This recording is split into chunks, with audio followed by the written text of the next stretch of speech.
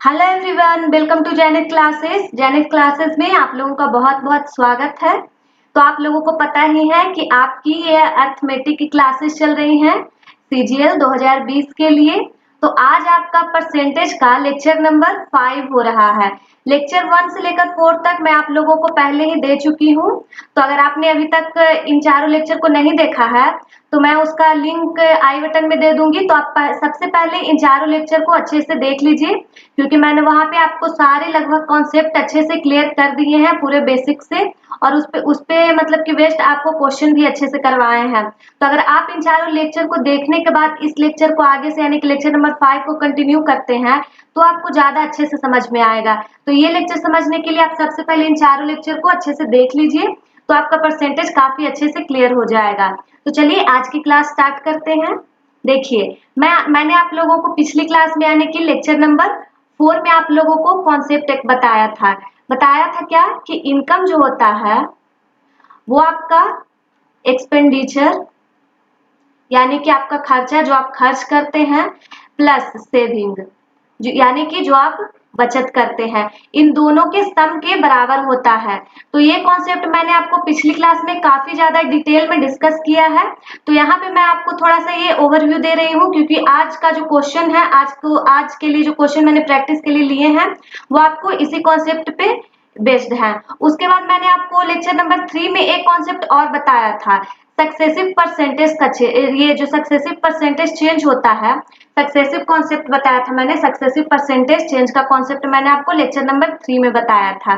तो आप लोगों को अगर ये दोनों कॉन्सेप्ट याद नहीं है तो आप सबसे पहले लेक्चर 3 और लेक्चर 4 अच्छे से रिवाइज कर लीजिए, तो आज आपको आज की क्लास अच्छे से समझ में आएगी। तो आज जो मैं क्वेश्चन करवाने वाली हूँ आप लोगों को, वो इन दोनों कॉन्सेप्ट है, मतलब कि ये जो इनकम और एक्सपेंडिचर का कॉन्सेप्ट है और ये जो सक्सेसिव परसेंटेज का कॉन्सेप्ट है, इन दोनों को मिक्स करके यानी कि इन दोनों को मिलाकर जो क्वेश्चन बनते हैं और जो एग्जाम में पूछे गए हैं, एग्जाम में जैसे क्वेश्चन आते हैं, आज मैं वो आप लोगों को करवाने वाली हूँ। तो देखिए, सबसे पहले मैं यहाँ पे बताती हूँ आप लोगों को कि आप लोगों को ये पता ही है कि जो आपका इनकम होता है वो इक्वल टू होता है एक्सपेंडिचर यानी कि आप जो खर्च करते हैं खर्चा प्लस बचत यानी कि जो आप बचत करते हैं, इन दोनों के सम के बराबर होता है।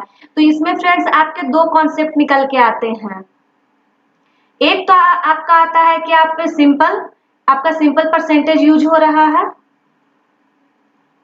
और दूसरा कॉन्सेप्ट आपका आता है जिसमें आपका सक्सेसिव परसेंटेज चेंज को कॉन्सेप्ट लगता है। तो ये आपको ध्यान देना है, ये आपके दो तरह के एग्जाम में क्वेश्चन पूछे जाते हैं। तो आप इस एग्जाम्पल के थ्रू समझिए। तो जैसे कि अगर आप सिंपल परसेंटेज की बात करते हैं तो उसमें आपको क्वेश्चन सीधा सीधा पूछा जाता है कि जैसे कि अगर आपके पास 100 यूनिट या फिर 100% कोई वैल्यू है, उसमें से सबसे पहले आपने 10% खर्च किया, उसके बाद आपने उसमें से फिर से 10% खर्च किया, उसके बाद आपने फिर से उसमें 10% खर्च किया, तो आपके पास लास्ट में कितना बचा। तो आपका सिंपल यहाँ पे 70 हो जाएगा कि आपने 100 में से 10 खर्च किए, फिर 10 खर्च किए, फिर 10 खर्च किए।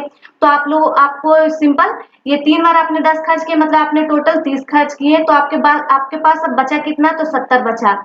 तो इसमें आपको सिंपल आप अगर घटा दें इनिशियल और फाइनल का, तो आप सिंपल घटाते जाए जो जो आपने लिया है, तो यहाँ से आप निकाल सकते हैं अपना आंसर। आपको जो भी दे गया, फिर आपको 100 की वैल्यू दे दिया, फिर ये 70 की वैल्यू दे दी, फिर इनिशियल या फिर फाइनल में से किसी एक की वैल्यू देकर दूसरे की पूछ ली, तो ये आप यहाँ से निकाल सकते हैं। तो ये आपका हो गया सिंपल परसेंटेज। लेकिन अगर आप यहाँ पे ये सक्सेसिव परसेंटेज की बात करें तो यहाँ पे डिफरेंस ये हो जाता है कि जैसे कि अगर आपके पास 100 यूनिट कोई सामान है, कोई वस्तु है, उसमें से आपको सबसे पहले बोला जा रहा है कि आपने 10 यूनिट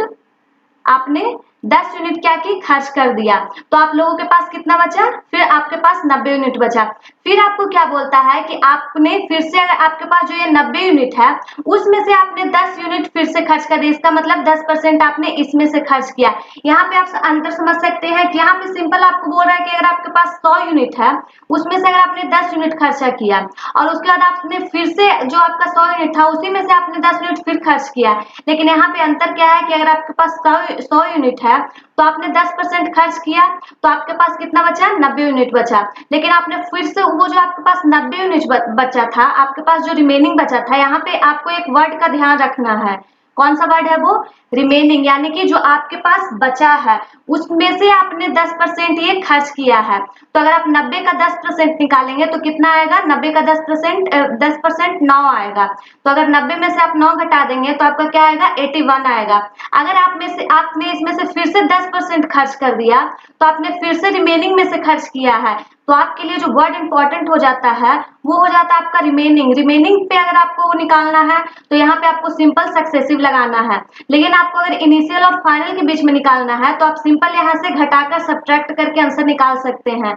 लेकिन अगर आपको रिमेनिंग में से निकालना है तब वहां पे आपका सक्सेसिव परसेंटेज चेंज का कॉन्सेप्ट यूज होगा। यही मैं आप लोगों को समझाना चाहती हूँ। तो देखिए, आप अगर 81 का 10% निकालेंगे तो क्या आएगा? 8.1 आएगा। तो अगर आप 81 में से 8.1 घटा लेते हैं तो आप यहाँ से निकाल सकते हैं कितना आ जाएगा आपका? 10 में से 2 गया, 10 में से 8 गया, 2 और 8 7, आपका क्या आ जाएगा? 72.9%। तो आप देख सकते हैं फ्रेंड्स कि यहाँ पर आपका जो इनिशियल था वो 100 यूनिट था, लेकिन आपका जो फाइनल आया वो कितना आया? 72.9 यूनिट आया। तो आप देख सकते हैं इसमें और इसमें मिला सकते हैं कि देखिए आपने 10% का 3 बार चेंज किया है दोनों में ही, लेकिन यहाँ पे आपने सिंपल चेंज किया है और यहाँ पे आपने सक्सेसिव चेंज किया है, क्योंकि आपको यहाँ पे एक वर्ड का ध्यान रखना है, रिमेनिंग। आपको शेष में से घटाना है या जोड़ना है, तो ये आपको ध्यान रखना था। तो आप देख सकते हैं कि इनिशियल यहाँ पे 100 था और यहाँ पे भी 100 था, लेकिन फाइनल क्या निकल के आया है? सिंपल में आपका 70 आया है। लेकिन यही आपका इनिशियल यहाँ पे 100 था और यहाँ पे फाइनल निकल के आपका कितना आया है? यही तीन चीज, यही आपका 10% 3 बार अप्लाई करने के बाद आपका क्या आया है? 72.9 यूनिट आया है। तो ये आपको ध्यान रखना है कि जहां पे भी आपको रिमेनिंग वर्ड दिख गया कि आपको शेष में से कुछ करना है तो आपको सिंपली सक्सेसिव का कॉन्सेप्ट लगा देना है। तो यहाँ वहां पे अगर आप कॉन्सेप्ट लगाते हैं सक्सेसिव का तो आपके लिए क्वेश्चन को सॉल्व करना काफी ज्यादा इजी हो जाएगा। तो चलिए हम इसी पे आज क्वेश्चन सॉल्व करते हैं। तो देखिए क्या यहाँ पे क्वेश्चन बोल रहा है। सबसे पहला क्वेश्चन क्या है? एक संख्या में पहले 16% और फिर 14% की वृद्धि की जाती है। तो आपको जैसे जैसे क्वेश्चन बोल रहा है वैसे वैसे आप करते जाइए। क्या बोल रहा है? सबसे पहले 16% की वृद्धि की जाती है, फिर क्या की जाती है? आपकी 14% की वृद्धि की जाती है। फिर क्या है? प्राप्त संख्या को अब 30% घटाया जाता है, मतलब कि 30% की संख्या में कमी की जाती है। तो मूल संख्या में शुद्ध वृद्धि या फिर कमी क्या होगी? आपको निकटतम जो इंटीजर है, निकटतम पूर्णांक है, उसमें आपको आंसर बताना है। ये आपका क्वेश्चन जो है मेंस 2018 का पूछा हुआ है, रिसेंट एग्जाम का। तो देखिए हम इसे कैसे सॉल्व करेंगे। तो देखिए फ्रेंड्स, आप यहाँ पे देख रहे होंगे कि आपकी जो परसेंटेज वैल्यू है वो काफी आसान दी हुई है। तो आप यहाँ पे सबसे आपका इजी होगा, आप इसे सबसे ज्यादा आसानी से सॉल्व कर पाएंगे, वो आपका क्या होगा? फॉर्मूले से आप इसे सबसे ज्यादा इजी से सॉल्व कर पाएंगे, इजिली सॉल्व कर पाएंगे।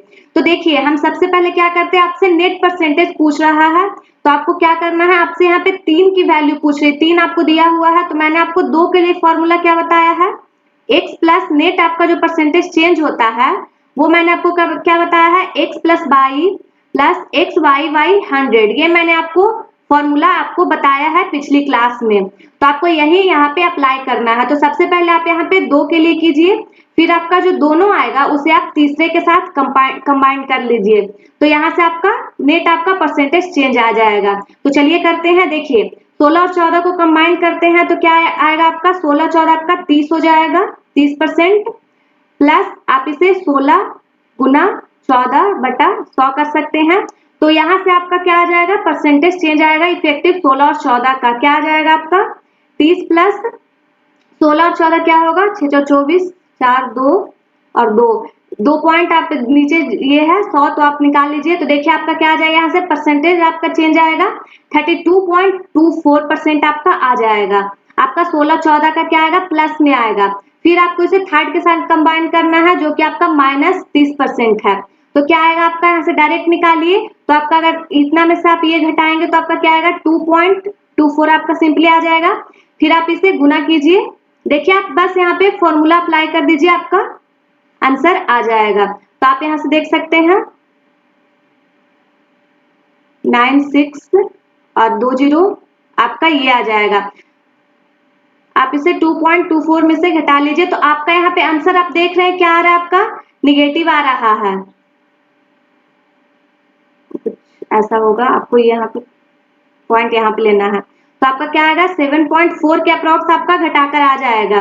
तो आपका क्या आ रहा है फ्रेंड्स, यहाँ पे निगेटिव में आ रहा है। तो निगेटिव में आ रहा है, क्या साइन शो कर रहा है, निगेटिव साइन क्या शो करता है, वो आपका डिक्रीज का शो करता है। तो ये आपको ध्यान रखना है। तो आप यहाँ से देख सकते हैं आपका नो इंक्रीज नो डिक्रीज तो होगा ही नहीं, आपका डिक्रीज हो सकता है, आपका इंक्रीज तो होगा ही नहीं क्योंकि यहाँ पे माइनस साइन है, यहाँ पे आपका डिक्रीज हो सकता है। तो आप दो ऑप्शन देख सकते हैं, लेकिन यहाँ पे आपको क्या बोल रहा है, निकटतम पूर्णांक पूछ रहा है। तो आपको -7.4 के अप्रॉक्स आपका अगर आंसर आ रहा है तो ये आपका 7% के अप्रॉक्स होगा या फिर 9% के। तो ये ज्यादा आपका 7 के अप्रॉक्स आएगा, तो यहाँ पे आप 7% डिक्रीज पे ऑप्शन टिक करिए और सीधा आगे बढ़िए। फिर देखिए क्या है दूसरा क्वेश्चन, किसी सेना में 10% जवान जो आपके हैं वो युद्ध में शहीद होते हैं। शेष जो आपको ये वर्ड याद रखना है फ्रेंड्स, देखिए आपको शेष के बारे में बोल रहा है, मैंने आपको पहली स्लाइड में बताया है कि आपको शेष का कॉन्सेप्ट किस तरीके से याद रखना है। तो देखिए किसी सेना में 10% जवान युद्ध में शहीद हुए, शेष 10% जवान रोगग्रस्त होकर मर गए और शेष में से 10% को अयोग्य घोषित कर दिया गया। इस प्रकार सेना में सक्रिय जवानों की संख्या 729,000 रह गई। तो मूल रूप से सेना में कितने जवान थे, तो आपको यहाँ पे जो इनिशियली आपके सेना में आर्मी में कितने जवान थे वो आपसे पूछा जा रहा है। तो आप मान लीजिए कि इनिशियली में आपके टोटल कितने थे, 100 यूनिट थे या 100% थे। तो आपको इसी तरीके से क्वेश्चन को सॉल्व करना है। मैंने आपको बताया ही है कि अगर आपको शेष पे पूछ रहा है तो आपको वहां पे सक्सेसिव परसेंटेज चेंज का कॉन्सेप्ट आपको लगाना है। तो आप यहाँ पे सिंपली लगा दीजिए। देखिए आपको सबसे पहले क्या बोल रहा है, किसी सेना में के 10% जवान युद्ध में शहीद हुए, तो 10% जवान युद्ध में शहीद हुए हैं। तो अगर आप 100 का 10% निकालेंगे तो आपका क्या आएगा, 90 आएगा। फिर आपको क्या बोल रहा है, शेष, तो शेष आपका यहाँ पे 90 है फ्रेंड्स। तो आपको ये ध्यान रखना है कि शेष जो 90 है उसका 10% है, 90 का 10% जवान रोगग्रस्त होकर मर गए, तो 90 का कितना आएगा 10%, आपका 9 आएगा। तो 9 को अगर आप 90 से घटाएंगे तो आपका क्या आएगा, 81 आएगा। फिर आपका क्या है, फिर जो आपका शेष है, मतलब कि आपका जो 81 है, शेष में से 10% यानी कि 81 का अगर आप 10% आप इसका फिर से निकालते हैं तो आपका क्या आएगा, 8.1 आएगा। तो आप यहाँ से देखिए क्या आएगा, आपका सब्ट्रैक्ट करके 72.9 आएगा। तो आपका क्या अयोग्य घोषित कर दिया गया है, मतलब उन्हें डिसेबल घोषित कर दिया गया है। तो आपके इनिशियली कितने थे, 100 यूनिट थे, और आपके फाइनली बचे कितने हैं, सारे कंडीशन को अप्लाई करने के बाद आपके 72.9 यूनिट आपके जो आपके आर्मी है, आपके जो सेना है वो बच रही है। लेकिन क्वेश्चन के अनुसार आपको कितना दिया गया है, ये आपके यूनिट में वैल्यू है, लेकिन आपको क्वेश्चन में नंबर के अनुसार कितनी जवानों की संख्या बच रही है, तो आपकी 729,000 आपकी बच रही है। तो आपको दोनों को इक्वेट कर देना है। तो आपसे पूछ रहा मूल रूप से सेना में कितने जवान थे, तो मूल रूप से सेना में कितने जवान थे, आपके शुरू में 100 थे, तो यही आपकी 100 की वैल्यू आपसे पूछी जा रही है। तो आप यहाँ से सिंपली इसे सॉल्व कीजिए और अपना आंसर निकाल लीजिए।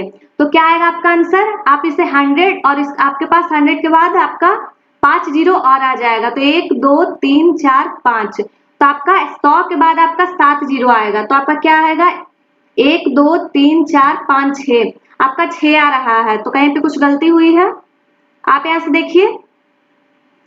हाँ देखिए आपका 1 जीरो यहाँ पे ज्यादा हो चुका है, मैंने यहाँ पे कर दिया है, तो ये आपको ध्यान रखना है। तो आप यहाँ से हटा सकते हैं, तो आपका ऑप्शन बी बिल्कुल सही होगा।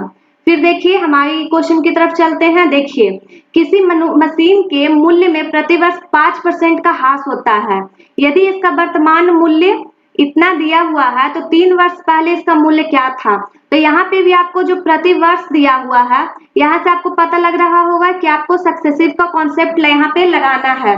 तो आप यहाँ से यूनिट से क्वेश्चन को सॉल्व कीजिए। देखिए आपकी जो 5% की वैल्यू होती है, फ्रैक्शन वैल्यू, वो आपकी क्या होती है, 1/20 होती है। तो आपसे क्वेश्चन में क्या दिया हुआ है, यदि इसका वर्तमान मूल्य, नहीं आपको यहाँ पे दिया हुआ है 3 वर्ष पहले, यानी कि आपको 3 बार 5% का हास्य करना है। तो आप देखिए सबसे पहले वर्ष में एक बार कीजिए, तो आपके पास अगर 20 यूनिट किसी मशीन के मूल्य की कीमत थी तो आपको वो घाट के 5% कितनी रह गई, 19 यूनिट रह गई। तो ये आपके पहले वर्ष की आई। फिर आपको दूसरे वर्ष की निकालनी है, तो दूसरे वर्ष की आपका 20 से 19 हो गई।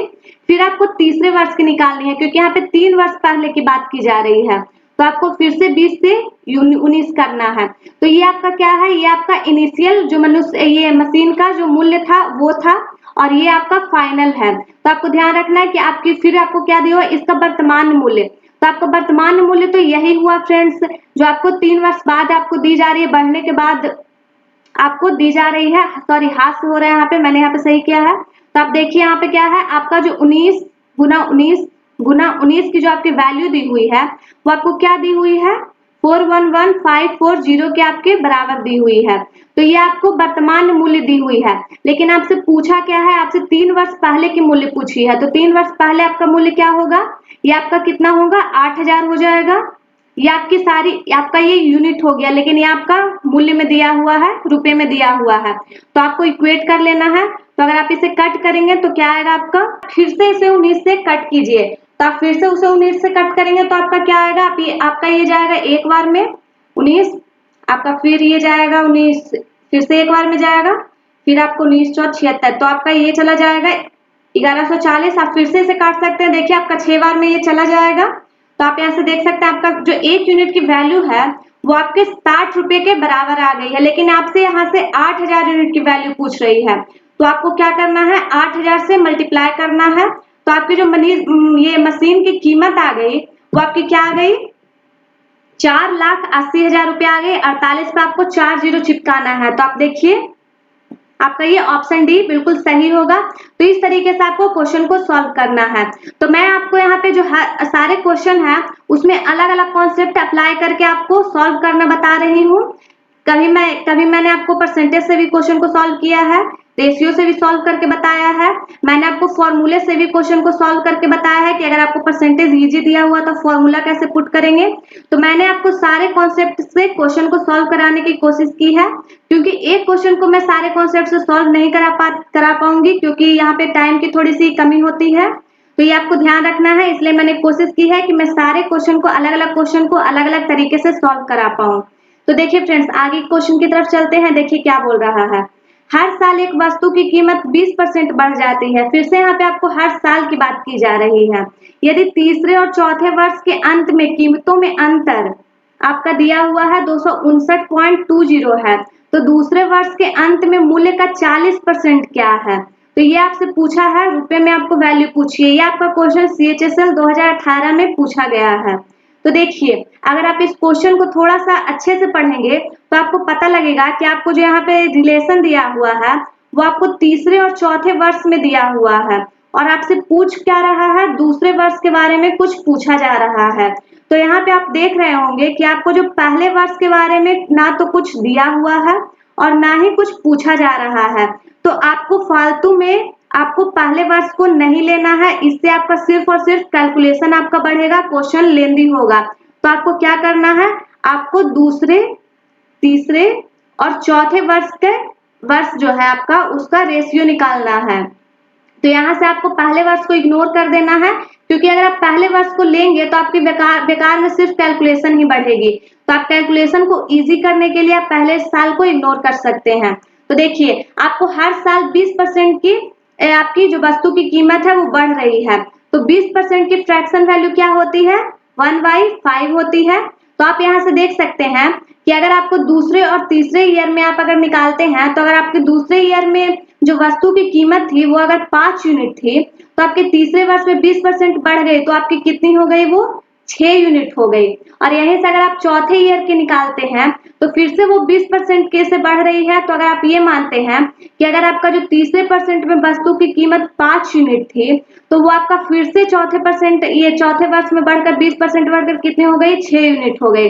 तो आपको यहाँ से दूसरे, तीसरे और चौथे वर्ष की जो ये आपकी यूनिट आई है, वस्तु की कीमत की जो यूनिट आई है, उसे कंबाइन कर लीजिए, रेशियो को आप कंबाइन कर लीजिए। तो आपको यहाँ से क्या आएगी, दूसरे, तीसरे और चौथे वर्ष की ये वस्तु की कीमत की रेशियो क्या आएगी आपकी।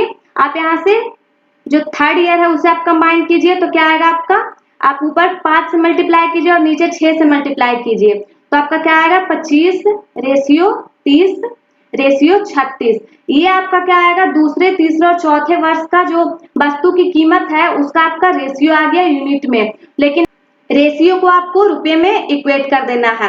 तो क्या दिया, तीसरे और चौथे वर्ष के अंत में कीमतों में अंतर 259.20 है, लेकिन यहाँ पे आपको रुपए में दिया हुआ है। यहाँ पे आपको यूनिट में क्या आएगा, आपका देखिए आपका यूनिट में क्या आएगा, 6 यूनिट आपको दिया हुआ है तीसरे और चौथे वर्ष में, लेकिन आपको रुपए में क्या दिया हुआ है 259.20, आपको इतनी वैल्यू दी हुई है। आपसे पूछा क्या है, दूसरे वर्ष के अंत में मूल्य का 40%।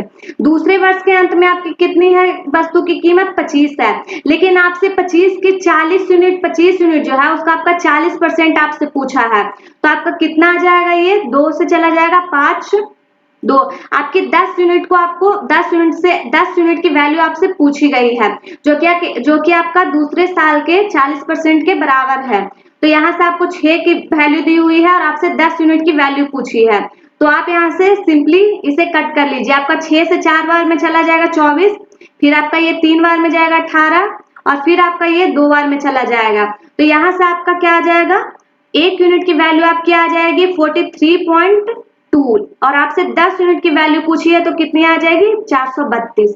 तो यही आपका आंसर होगा और इसे आपको टिक करना है और बिना समय गवाए आगे बढ़ना है, क्योंकि आपको एग्जाम में ज्यादा समय नहीं मिलेगा कि आप चीजों को बार बार सॉल्व करें, उसे चेक करें। इसलिए आपको ध्यान रखना है कि आप एक बार में क्वेश्चन को सही सॉल्व करें और जल्दी सॉल्व करें। तो देखिए आगे क्वेश्चन की तरफ चलते हैं। रानी अपनी आय का 28% बचत करती है, ये मैंने आपको बताया ही है कि आपका जो इनकम होता है वो आपका एक्सपेंडिचर प्लस सेविंग के बराबर, सम के बराबर होता है। इतनी सी बात आपको ध्यान रखनी है। देखिए रानी अपनी आय का 28% बचत करती है, मतलब कि वो 28% सेव करती है। और तो क्या हम मान लेते हैं कि उसकी जो इनकम है वो 100% के बराबर है, मतलब कि वो खर्चा कितना करती है, आपका 72% खर्च करती है।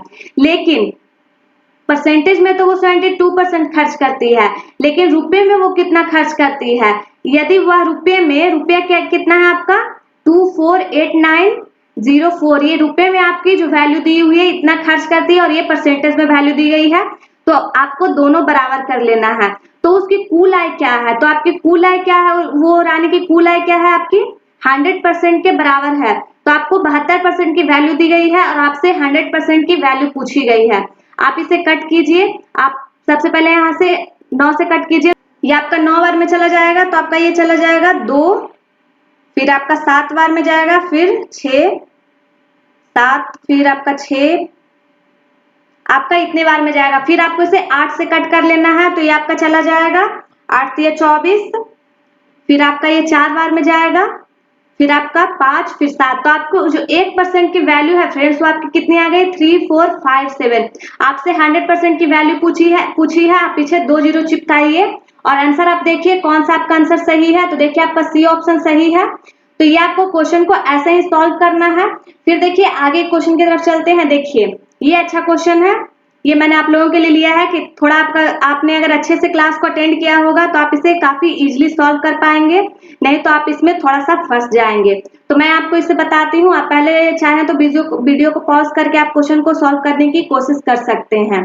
तो देखिए सुधा ने अपनी मासिक आय का 12% किसी अनाथालय में दान करने का फैसला किया। तो मान लेते हैं हम सबसे पहले कि सुधा की जो आय थी वो 100 यूनिट थी या फिर 100% थी और उसने अपनी मासिक आय का 12% मतलब कि 12 यूनिट जो है उसने दान करने का फैसला किया। दान के दिन उसने अपना फैसला बदल दिया और 4800 रुपए की राशि दान की। वो अपने जो आप उसकी इनकम थी 100 थी, अगर 100% थी तो अपने इनकम का 12% दान करने वाली थी, लेकिन उसने दान के दिन उसने सिर्फ 4800 रुपए ही दान किए, जो कि उसके द्वारा तय की गई राशि, जो उसने 12% की राशि तय की थी उसके 80% के बराबर था। तो उसके 80%, अगर उसने 12 की मतलब कि हम मान लेते हैं कि कोई भी चीज जो होती है फ्रेंड्स वो अपने आप में ही 100% के बराबर होती है।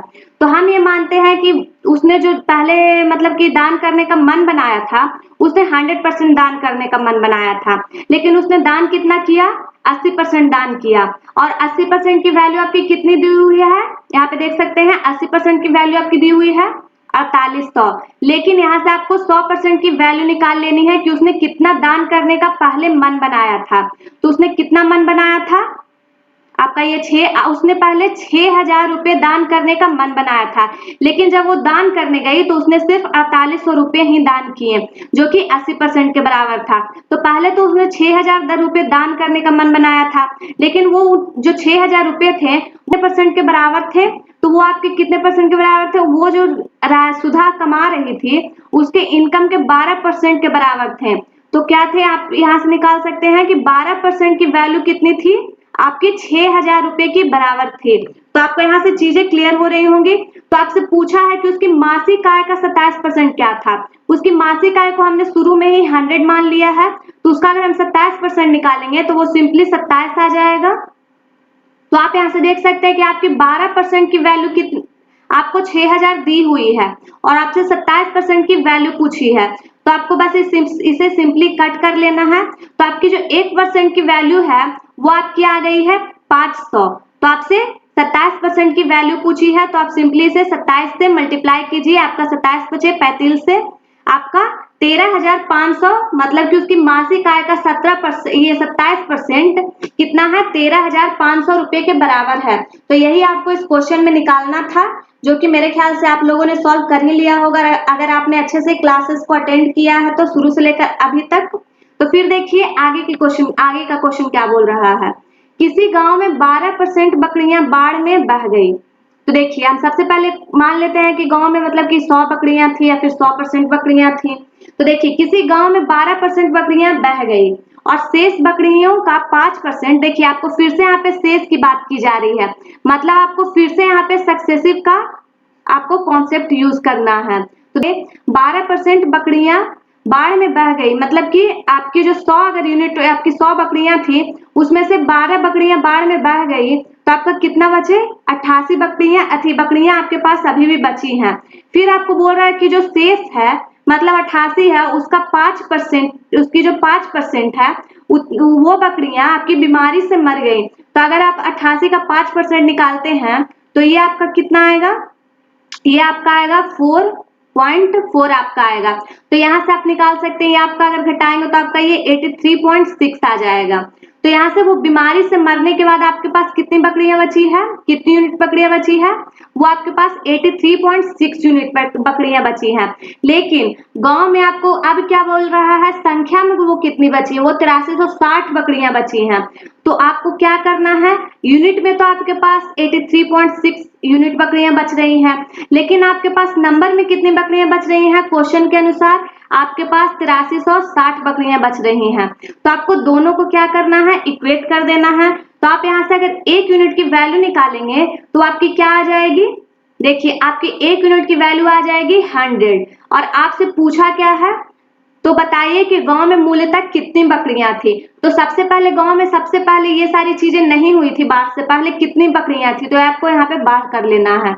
तो आपको 100 यूनिट बकरियां थी, 100 बकरियां थी, तो आपको एक की वैल्यू 100 है, तो आपको 100 के लिए क्या करना होगा, 100 से गुना करने पे आपका कितना आ जाएगा? आप 100 पे 2 जीरो और चिपका दीजिए। तो आपकी टोटल बाढ़ से पहले आपके पास 10,000 बकरियां गांव में थी। तो आप यहाँ से आंसर देख सकते हैं, आपकी 10,000 बकरियां आएगी, तो आप यहाँ से 1 जीरो कट कर लीजिए, तो आपका ऑप्शन नंबर 20 सही होगा। तो आज की क्लास में इतना ही रहने देते हैं फ्रेंड्स। मैं आप लोगों को परसेंटेज पे एक लेक्चर और देने वाली हूँ, उसमें मैं कल आप लोगों को वेन डायग्राम से रिलेटेड जितने भी क्वेश्चन आते हैं, क्वेश्चन एग्जाम में पूछे जाते हैं, मैं आप लोगों को कल वेन डायग्राम का कॉन्सेप्ट बताने वाली हूँ। तो आप लोग कल की क्लास देखना बिल्कुल भी ना भूलें। वहां पे मैं आप लोगों के लिए डीआई से रिलेटेड जितने भी होते हैं क्वेश्चन एग्जाम में कभी कभी आते हैं, वो कॉन्सेप्ट मैं आप लोगों को कल क्लियर करने वाली हूँ। तो अगर आप लोगों को ये वीडियो अच्छा लगा है तो आप इसे बिल्कुल भी लाइक करना ना भूलें, क्योंकि अगर जब आप इसे लाइक करेंगे तो मुझे भी थोड़ा सा अच्छा फील होगा, मैं भी थोड़ा मोटिवेट फील करूंगी। चैनल पे विजिट कर रहे हैं तो आप चैनल को सब्सक्राइब करना बिल्कुल भी ना भूलें, और चैनल को सब्सक्राइब करने के बाद आप चैनल की प्लेलिस्ट को एक बार जरूर विजिट करें। आप यहाँ से आपके काफी सारे यूजफुल वीडियो आपको मिल जाएंगे, एडवांस के, मैथ के, रीजनिंग के काफी सारे कोर्सेज बने हुए हैं। तो आप वहां से जाकर इन सारे कोर्सेज को देख सकते हैं और आप अपने एग्जाम को एक अच्छे लेवल तक, अपनी तैयारी को एक अच्छे लेवल तक लेकर जा सकते हैं। तो थैंक यू फॉर वॉचिंग। कल की क्लास में फिर से मिलते हैं।